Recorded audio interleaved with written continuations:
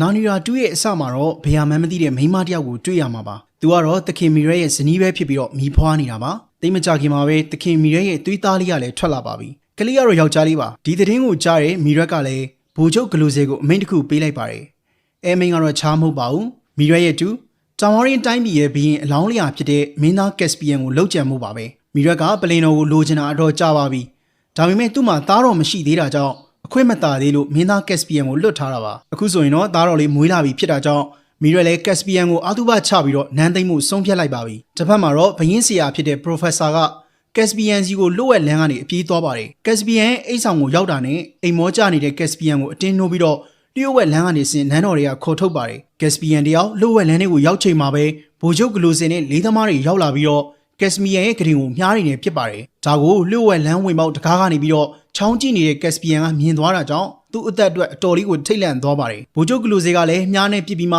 ကက်စပီယန်မရှိမှန်းသိပါတယ်ကက်စပီယန်ကလည်း Professor ရဲ့လမ်းပြမှုနဲ့အတူနန်းတော်တွေကထွက်ပြေးပါတယ် Professor ကတော့နန်းတော်မှာပဲကြံခဲ့တာပါဗိုလ်ချုပ်ဂလိုစေတို့ကလည်းကက်စပီယန်ပြေးသွားပြီဆိုတာကိုရိပ်မိတာကြောင့်ကက်စပီယန်ကိုလိုက်ဖမ်းပါတယ်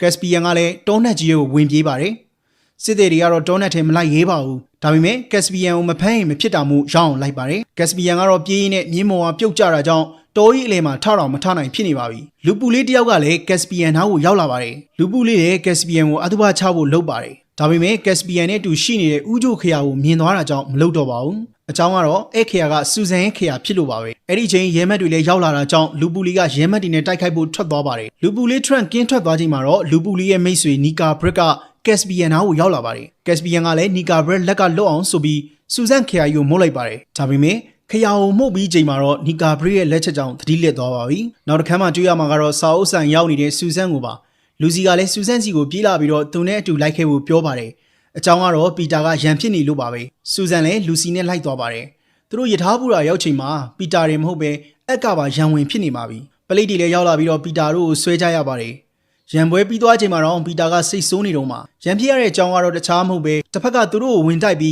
းသူ့ကိုပဲပြန်တောင်းပန်ခိုင်းလို့ပါ။ပီတာလည်းနာနီရာကသူတို့ကိုဘယ်ချိန်ထိစောင့်ခိုင်းနေဦးမှာလဲဆိုပြီးစိတ်ဆိုးနေပါတယ်အမှန်တော့ပီတာကနာနီရာကိုအမြန်ပြန်ကျင်နေတာပါဒါပေမဲ့မပြန်နိုင်တာတစ်နှစ်တောင်ရှိသွားပြီဖြစ်လို့အရန်စိတ်ဆိုးနေပါတယ်ဒီအချိန်မှာပဲသူတို့နောက်ကနေမော်ပညာကိုခန်းစားလိုက်ကြရပါတယ်အကင်းပါတဲ့ဆူဇန်ကလည်းနာနီရာကသူတို့ကိုပြန်ခေါ်နေပြီဆိုတာရိပ်မိသွားတာကြောင့်အချင်းချင်းလက်တွဲထားဖို့ပြောပါတယ်ဒီလိုနဲ့မိနစ်ပိုင်းလေးအတွင်းမှာသူတို့၄ယောက်လုံးနာနီရာမှာရှိတဲ့ဂူကြီးတစ်ခုစီကိုရောက်သွားပါပြီပီတာတို့၄ယောက်ကလည်းအရန်ပျော်သွားတာကြောင့်ဂူဝေးပက်လေကန်းဆက်စီကိုပြေးပြီးတော့ရီဆော့ကြပါတယ်အက်ကတော့ပင်လင်နားမှာရှိနေတဲ့အဆောက်အုံပြက်ကြီးကိုမြင်သွားတာကြောင့်သူတို့ဘယ်ရောက်နေလဲဆိုတာကိုတန်တရာဝင်သွားပါပြီအဲ့လေပီတာတို့ကိုခေါ်ပြီးတော့အဆောက်အုံအပြက်ကြီးစီကိုသွားပါတယ်လူစီကလည်းအဆောက်အုံပြက်ကြီးကိုခဏလောက်ပတ်ကြည့်ပြီးတာနဲ့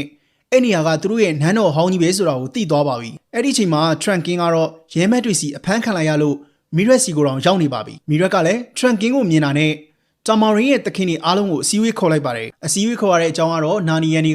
ကမင်းသားကက်စပီယန်ကိုဖမ်းသွားပြီလို့ပြောဖို့ပါအမှန်တော့ပီတာတို့ထွက်သွားပြီးတိတ်မကြခင်ကလေးကတာမာရီနီကနာနီရာပြည်ကြီးကိုစစ်ကျူးခဲ့ကြတာပါပီတာတို့မရှိတာကြောင့်စစ်ပွဲမှာနာနီရာလူမျိုးတွေပဲရှုံးနိမ့်ခဲ့ကြရပါတယ်အဲချိန်ကစလို့နာနီရာလူမျိုးတွေကတောထဲမှာပုံကွေနေပြီးတော့တာမာရီနီကပဲနာနီရာကိုအုပ်ချုပ်ခဲ့ကြပါတယ်မီရက်လည်းထရန်ကင်းကိုရင်းနှီးတက်ဖို့အတွက်ရဲမက်တွေကိုအမိန်ပေးလိုက်ပါတယ်တစ်ဖက်မှာတော့အတယောက်နန်းတော်ပြက်ကြီးတဲ့လိုက်ကြည့်ရင်းနဲ့သူတို့နန်းတော်ကတိုက်ခိုက်ခံထားရတာပဲဆိုပြီးတော့ရိပ်မိသွားပါပြီဆူဇန်တို့ကလည်းသူ့အတွေ့ကိုပြောပြပါတယ်ဆူဇန်တို့ကလည်းဘာရီယာများနန်းတော်ကိုဒီလိုမျိုးတစားစီဖြစ်တဲ့တိုက်ခိုက်ခဲ့တာလဲဆိုတာစဉ်းစားမရတော့ပါဘူးပီတာလည်းသူတို့ရဲ့ယေဒနာတွေထားတဲ့အခန်းတစ်ကားကိုဖွင့်ပြီးတော့အခန်းထဲသွားကြည့်ပါတယ်ယေဒနာတွေကတော့သူတို့ထားတဲ့အတိုင်းရှိနေတော့မှာပဲပီတာကတော့အခန်းထဲတက်နေတဲ့ဖုန်တွေကိုကြည့်ပြီးတော့နာနီတော်မှာသူတို့မရှိခဲ့တာ200ချီကြာခဲ့လောက်ပြီဆိုတာကိုရိပ်မိသွားပါတယ်လူစီကလည်းသူတီးခဲ့တဲ့သူ့မိတ်ဆွေတွေမရှိတော့ဘူးဆိုတာတွေးမိပြီးတော့ဝမ်းနည်းသွားပါတယ်နောက်တစ်ခါမှာတော့ထရန်ကင်းကိုရင်းနှီးတက်ဖို့မြင့်လေကောင်စီကိုလှေလော်လာတဲ့ရဲမက်2ယောက်ကိုတွေ့ရမှာပါရဲမက်2ယောက်လည်းမြင့်လေကိုရောက်တာနဲ့ထရန်ကင်းကိုရေထဲပစ်ချဖို့လုပ်ပါတယ်ဒါပေမဲ့လည်းဆူဆန်တို့ရောက်လာပြီးတော့ထရန်ကင်းကိုကယ်လိုက်တာကြောင့်ရဲမက်2ယောက်ပဲအတုပဖြစ်သွားပါပြီထရန်ကင်းလည်းဆူဆန်တို့ကနာရီရာရဲ့ဘရင်၄ပါးဆိုတာသိသွားခဲ့ပါပြီဒါကြောင့်သူနဲ့အတူတောထဲလိုက်ခဲ့ဖို့ခေါ်ပါတယ်ဆူဆန်တို့ကလည်းထရန်ကင်းကိုဖြစ်ခဲ့တာနေနဲ့ပတ်သက်ပြီးတော့မင်းကြည့်ပါတယ်ထရန်ကင်းကလည်းနာနီရာကိုကြောင်မာရီနေသိမ့်ပိုက်လိုက်တာဖြစ်ပြီးတော့နာနီရာနေရပုံကွယ်နေရအကြောင်းကိုပြောပြပါတယ်အဲ့ဒီပြင်ဆူဆန်တို့၄ယောက်ကဥကြိုခရာကိုမှုတ်လိုက်တဲ့ကက်စပီယန်ကြောင့်ရောက်လာခဲ့တာဖြစ်တဲ့အကြောင်းမှာပြောပြပါတယ်တစ်ဖက်မှာတော့ကက်စပီယန်တယောက်သတိရလာပါပြီသတိရလာတဲ့ကက်စပီယန်လည်းခွေးတူဝက်တူနဲ့နီကာဘရစ်တို့ကိုတွေ့ပါတယ်ကက်စပီယန်လည်းသူ့ဦးလေးကထီးနှန်းသိမ့်နိုင်မှုအတွက်သူ့ကိုလိုက်တက်နေကြောင်းနီကာဘရစ်ကိုပြောပြပါတယ် နီကာဘရစ်တို့ကလည်းကက်စပီယန်အကြောင်းကိုအကုန်သိသွားပြီဖြစ်တာကြောင့်ကက်စပီယန်ကိုရန်မလို့တော့ပါဘူးဒါပေမဲ့ကက်စပီယန်ကတော့သူ့ကိုမီရက်ကရအောင်လိုက်တက်မယ်ဆိုတာကိုသိပါတယ်ဒါကြောင့်နီကာဘရစ်နဲ့တခြားသူတွေမထိခိုက်ရအောင်ဆိုပြီးခြားနေရာကိုထွက်ပြေးဖို့လုပ်ပါတယ်အဲ့ဒီချိန်မီရက်ကတော့အသက်ခံရတဲ့ရဲမက်တီကိုဘဝမြားကိုကြည့်ပြီးတော့နာနီရာရဲ့ဘရင်၄ပါးဟာနာနီရာကိုပြန်ရောက်နေပြီဆိုတာကိုရိပ်မိသွားပါပြီမီရက်လည်းဘရင်တွေကိုဆင့်ခေါ်နိုင်တဲ့ဥကြုခရာကိုကက်စပီယန်စီပေးလို့ဆိုပြီးနန်းတွင်းပညာရှိပရိုဖက်ဆာကြီးကိုဖမ်းချုပ်ထားလိုက်ပါတယ်အဲနောက်မှာတော့နာနီရာလူမျိုးတွေနေတဲ့တောအုပ်ထဲသွားနိုင်မှုအတွက်ဂျားခံနေတဲ့မြစ်ကိုဖျက်ပြီးတရားထိုးဖို့လုပ်ပါတယ်ပီတာတို့ကလည်းအဲ့ဒီမြစ်ထိရောက်လာတာကြောင့်တာမောင်းရီနေဘာလို့မလဲဆိုတာကိုရိပ်မိနေပါပြီဒါကြောင့်ပီတာတို့အားလုံးကဂျောင်းနှက်တဲ့အပိုင်းကနေမြစ်ကိုဖျက်ကူဖို့လာခဲ့ကြပါတယ်လမ်းကိုဥဆောင်သူကတော့လူစီပါအကြောင်းကတော့လူစီကသူတို့ကူးရမယ့်မြစ်ရဲ့တစ်ဖက်ကမ်းမှာအက်စလန်ကိုတွေ့လိုက်တာကြောင့်ပါပဲလူစီရဲ့ဥဆောင်မှုကြောင့်သူတို့အားလုံးအတူမြစ်ကိုဖျက်ကူးနိုင်ခဲ့ပါတယ်တစ်ဖက်မှာတော့ကက်စပီယန်တယောက်နာနီရာရဲ့စစ်သည်တော်တွေအားလုံးနဲ့တွေ့နေပါပြီသူတို့ထဲမှာရီဘီချီလည်းပါပါတယ်ရီဘီချီကတော့ကျွတ်စစ်သည်တော်တယောက်ပါနာနီရာရဲ့စစ်သည်တွေကလည်းနာနီရာကြီးကလူသားတယောက်ဘရင်မဖြစ်မချင်းမအေးချမ်းမှုဆိုပြီးကက်စပီယန်ကိုသူတို့ခေါင်းဆောင်အဖြစ်နဲ့လက်ခံလိုက်ပါတယ်သူတို့အားလုံးနဲ့တူညီတဲ့ပန်းနိုင်ကတော့မီရက်ကိုအနိုင်ယူပြီးနာနီရာလူမျိုးတွေအတွက်လွတ်လပ်မှုကိုပြန်ယူဖို့ပါအဲ့ဒီချိန်လူစီတို့ကတော့ညဘက်အနားယူနေကြပါပြီသူတို့တက်သွားရမယ့်တော်တယ်ရောက်နေပြီဖြစ်တာကြောင့်ခရီးဝေးသွားဖို့မလိုတော့ပါဘူး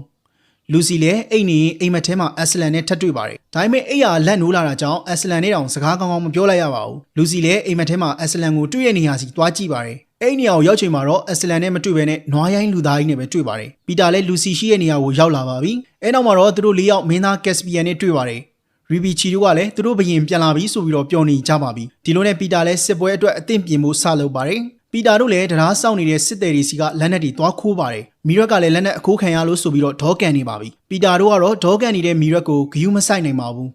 ကက်စပီယန်ကလည်းပီတာတို့ကိုသူတို့ရဲ့ခန္ဓာကြီးစုကိုခေါ်သွားပါတယ်အဲ့ဒီခန္ဓာကတော့တခြားမဟုတ်ပဲအက်စလန်တည်ခဲ့ဘူးတဲ့ကြောက်ဖြာကြီးပါပဲဒါပေမဲ့နှစ်ပေါင်းထောင်ချီကြာသွားပြီဖြစ်တာကြောင့်ကြောက်ဖြာကြီးကဂူတလုံးနဲ့တောင်ရောက်နေပါပြီပီတာတို့လည်းအဲ့ဂူကြီးကိုတကယ်ကောင်းတဲ့ခန္ဓာအဖြစ်နဲ့သတ်မှတ်လိုက်ပါတယ်အဲ့နောက်မှာတော့စစ်ပွဲအတွက်ပြင်ဆင်ကြပါတယ်ကက်စပီယန်ကတော့ခန္ဓာကနေပဲမီရရဲ့တက်တွေလာတိုက်တာကိုစောင့်ကျင်တာပါဒါပေမဲ့ပီတာကတော့အဲ့လိုမဆောင်မနဲ့သူတို့ဘက်ကစတိုက်ချင်ပါတယ်စင်တော်တွေကလည်းပီတာအကြံကိုသဘောမကျပေမဲ့သူတို့ဘရင်ဖြစ်တာကြောင့်မငင်းနိုင်ပါဘူးဒီလိုနဲ့လူစီတယောက်တည်းခံတက်မှကြံခဲ့ပြီးတော့ပီတာတို့အားလုံးအတူတာမော်ရီနန်းတော်စီကိုစစ်ချီသွားကြပါတယ်အစပိုင်းကတော့သူတို့ဗျူဟာတွေကအဆင်ပြေနေပါတယ်ဒါပေမဲ့ကက်စပီယန်ကဗျူဟာအတိုင်းမလှုပ်ဘဲနဲ့ထားဖောက်တာကြောင့်မီရက်ကိုတတ်နိုင်မှုကတ်တီးလေးလိုတော့ရာကနေအခွင့်အရေးကိုဆုံးရှုံးလိုက်ရပါပြီပီတာတို့လည်းစူးစမ်းပြီးတော့ထက်တိုက်ခိုက်ပေမဲ့အဆင်မပြေနေတော့ပဲလိမ့်ရှုံးနေပါပြီဒါကြောင့်တက်ဆုပ်ပြီးတော့ပြန်ပြေးကြရပါတယ်ဒါပေမဲ့တက်သားအများစုကိုဆုံးရှုံးလိုက်ရတာကြောင့်ပီတာလည်းကက်စပီယန်ကိုဒေါသထွက်နေပါပြီကက်စပီယန်ကလည်းဖြစ်ခဲ့တာတွေပီတာအပြစ်ပဲလို့တွေးပြီးဒေါသထွက်နေပါတယ်ဒေါသထွက်နေတဲ့ကက်စပီယန်လည်းအက်စလန်ပုံတူနေရန်ကက်ရုပ်ကြွပကြီးနားမှာရက်ပြီးတော့ဖြစ်ခဲ့တာတွေကိုပြန်တွေးပါတယ်အဲအချိန်မှာနီကာဘရစ်ကသူ့နားရောက်လာပြီးတော့ဘရင်ဖြစ်မဲ့စွမ်းရည်ကိုပေးမယ်လို့ပြောပါတယ်နီကာဘရစ်လည်းလက်နက်တစ်ခုထုတ်ပေးပါတယ်အဲလက်နက်ကတော့ရေခဲစုံမရဲ့လှန်ပါပဲနီကာဘရစ်ကလည်းအဲလန်တန်နဲ့ရေခဲပြင်တစ်ခုကိုဖန်တီးပါတယ်ရေခဲစုံမရဲ့မျက်နှာကလည်းရေခဲပြင်ပေါ်မှာပေါ်လာပါတယ်နီကာဘရစ်ရဲ့အကြံကတော့ကက်စပီယန်ရဲ့သွေးကိုသုံးပြီးတော့ရေခဲစုံမကိုလွတ်လပ်ခွင့်ပေးဖို့ပ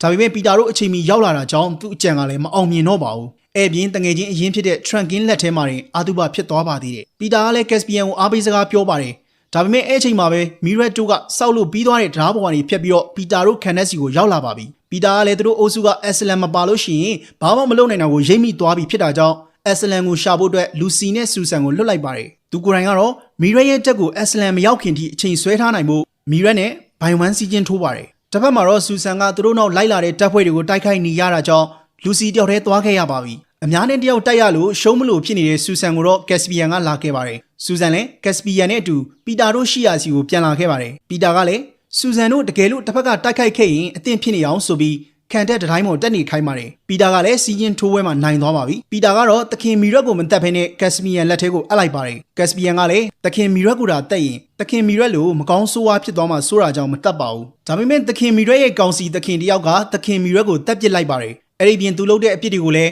နာနီကန်ဒီပေါ်ကိုပုံချပါတယ်ဒါကြောင့်နာနီကန်ဒီနဲ့တာမောင်ရီကြားမှာစစ်ဖြစ်ပါပြီဗျူဟာကတော့ပီတာတို့ဘက်ကကောင်းနေတာပါဒါပေမဲ့အရေးအတွက်ကတာမောင်ရီဘက်ကအသာကြီးတာနေပါတယ်ဒါကြောင့်ပီတာတို့ပဲရှုံးနေပါတယ်တစ်ဖက်မှာတော့လူစီတယောက်အက်စလန်နဲ့တွေ့ပါပြီအက်စလန်ကလည်းလူစီနဲ့အတူတိုက်ရအောင်ဆိုပြီးတစ်ပင်တွေကိုနှိုးပေးပါတယ်အက်စလန်လည်းရောက်လာပြီးတော့တဘာဝတရားကြီးနဲ့အတူတိုက်ခိုက်ပြီးတာကြောင့်စစ်ပွဲကြီးမှာပီတာတို့နိုင်သွားပါတယ်အက်စလန်ကကက်စပီယန်ကိုနာနီရာရဲ့ဘရင်အဖြစ်နဲ့အတိမတ်ပြုပါတယ်ဒါကြောင့်ကက်စပီယန်လည်းနာနီရာလောကကြီးရဲ့ဘရင်ဖြစ်လာခဲ့ပါပြီအဲနောက်မှာတော့အက်စလန်ကပီတာတို့ကို သူတို့ကဘာသူတို့ပြန်ဖို့တကားဖွင့်ပေးပါတယ်တကယ်လို့ပီတာတို့သာပြန်ဖို့ရွေးချယ်ခဲ့ရင်သူတို့တက်လုံးနာနီရာစီပြန်လာလို့မရတော့ပါဘူးအကြောင်းကတော့ပီတာတို့ကအသက်ပြည့်သွားကြပြီဖြစ်လို့ပါလူစီနဲ့အက်ကတော့အသက်မပြည့်သေးတဲ့ကလေးတွေဖြစ်တာကြောင့်နာနီရာစီကိုနောက်တစ်ခေါက်ပြန်လာရအောင်မှာပါပီတာလည်းနာနီရာကိုတက်စာထားသွားမယ့်အလုပ်မျိုးမလုပ်ချင်ပါဘူးဒါပေမဲ့တစ်ဖက်ကဘာမှကြံခဲ့တဲ့မိခင်ဖြစ်သူနဲ့တငယ်ချင်းတွေကိုလည်းတက်စာမခွဲခွာနိုင်ပါဘူးဒါကြောင့်သူတို့အားလုံးအတူတူသူတို့ကဘာစီပြန်ဖို့ဆုံးဖြတ်လိုက်ပါတယ်ပီတာတို့မောင်နှမတွေလည်းသူတို့ကဘာစီပြန်လာပြီးတော့မြေရောက်ရထားနဲ့ပျော်ပျော်ကြီးကြောင်းသွားလိုက်ကြရင်ဇလန်လေးလည်းပြီးဆုံးသွားခဲ့ပါတယ်